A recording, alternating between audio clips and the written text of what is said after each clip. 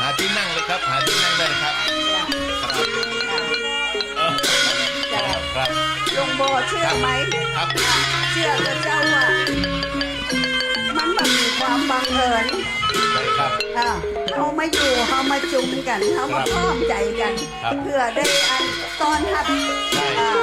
พระนุสาวรีย์เนาะซึ่งจะเป็นตัวแทนของกษัตริย์สี่องค์แรกเป็นกษัตริย์องค์แรกของเมืองละครนะเจ้าของนครเขตางมันเปิ้มครับผู้คนเนี่ยพี่โอ้ติดปากนะเจ้าพระเจ้าอนันตยศมันมีชื่อนี่น่ะลุงโบเจ้ารักเกินก่อนถ้าอูเป็นกำเจ้าอินตาอินทระนี่คือเจ้าอินตาก็คือเป็นพระอินทร์นะครับเจ้าพระอินทร์เจ้าทรงโปรดมาก็มีแต่ทุกคนที่จะมานี่แต่อันนะเจ้าที่จะเป็นคนเนี่ยเรื่องราวพนามของพระองค์ท่านเจ้าอินตาเรือนก้อนนี่นะสถานที่แห่งนี้เมื่อ1,300 กว่าปีนะเป็นสถานที่สำคัญก็คือเป็นสถานที่ฝึกในการรบฟ้อนดาบฟ้อนเชิงครับเจ้านี่นะครับถึงได้มีวัดปันเจิงเนาะปันเจิงครับปันเจิงลุงปู่ก็มาจากไหนปันก็ปันเจิงก็คือจังหวะท่าทางอันใจไว้ละกินเขานึ่งทานมาเนาะใจได้ละปันเจิงเจ้าว่าปันก็คือพันเนาะพันจำนวน1,000 2,000นะเจิงนี่แต่ว่าลีลา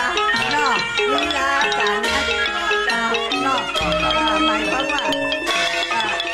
มันก็มีลีลาถ้าหากว่าการนะทั้งหลายเนาะมันมีการวอร์มอัพเนาะปันเจิงนี่ก็เป็นการก่อนออกรบเป็นวอร์มก่อนเริ่มแรกของการฝึกทหารในการรบจะต้องฝึกช้าๆก่อนช้าๆท่าทางช้าๆฟ้อนรำเอาความสวยงามให้เกิดความประทับใจต่อจากนั้นก็จะเร่งความเร็วในการต่อสู้กันสู้กันครับเพราะฉะนั้นปันเจิงขอให้พี่น้องที่มาที่นี่นึกภาพไม่ออกนะเจ้าว่าลานที่นี่กว้างขวางทหารของพระเจ้าอินทราเกินก่อนอินตาเกินก่อนเนี่ยจะมาซ่อมกันเป็นที่เนาะเพราะฉะนั้นที่นี่เป็นลานพ่อแม่พี่น้องที่มาที่นี่เจ้าถ้ายังมีเวลาอยู่จะไม่ลืมนะเจ้าได้มากราบนมัสการที่อยู่ด้านหน้าตะประตูด้านซ้ายจะเป็นรูปปั้นของอินตาเกินก่อนแล้วด้านขวาเป็นรูปใครคะเป็นรูปของเจ้าอนันตยศซ้ายเป็นเจ้าอนันตยศขวามือนี่นะเจ้าเป็นเจ้าป่อปันเจิงคือทหารเองเป็นอาจารย์ใหญ่นะครับอาจารย์ในการสอนในการฟ้อนรำในการนำดาบในการต่อสู้ของบุคคลนะครับ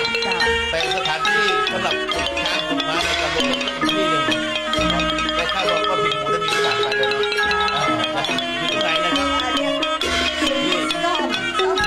การรบของการฝึกช้างฝึกม้าเนี่ยในการรบ